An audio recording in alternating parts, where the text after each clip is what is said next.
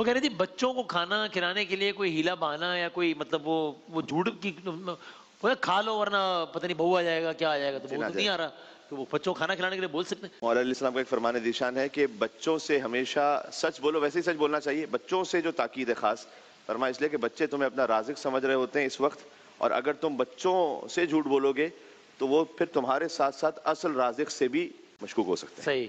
اس لیے ہم نے جو اپنا تجربہ دیکھا ہے، بچوں سے حتی الامکان بالکل سچ بولیں آپ، اور کوئی ایسی بات مذاق میں بھی نہ کریں اچھا جو جھوٹ پر مبنی، سلانے کے لیے سو جاؤ ورنہ بھی دیکھو آج چڑیل آ جائے گی، یہ آ جائے گا، وہ ہو جائے گا، ایسا ہو جائے گا، اس طرح سے نہ کریں۔ اور یہ جھوٹ کی کیٹیگری میں آئے گا، یہ جھوٹ کی کیٹیگری میں آئے گا، کہہ رہے اگر تم نے نہیں کیا تو یہ ہو جائے گا،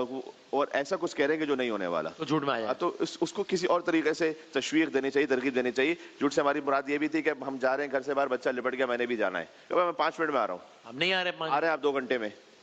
تو وہ 2 3 4 مرتبہ کرنے کے بعد جب اس کے یہ ہوگا نا کہ میرا باپ یا میری ماں یہ مجھ سے ہمیشہ سچ نہیں بولتے، پھر آپ اسے کہیں بیٹا نماز پڑھو ثواب بہت ملے گا، یہ بھی ایسی یہ بات ہے بس، ہاں وہ تو بچہ ہے صحیح۔ یہ جو مولوی السلام نے فرمایا نا یہ ہے کہ پھر وہ اصل خدا اور رازق کے بارے میں جب آپ اسے بتلائیں گے نا تو اس کو یقین نہیں آئے گا، تو اس لیے آپ اپنے معاملے کی وجہ سے وہاں پر معاملہ متاثر نہ کریں۔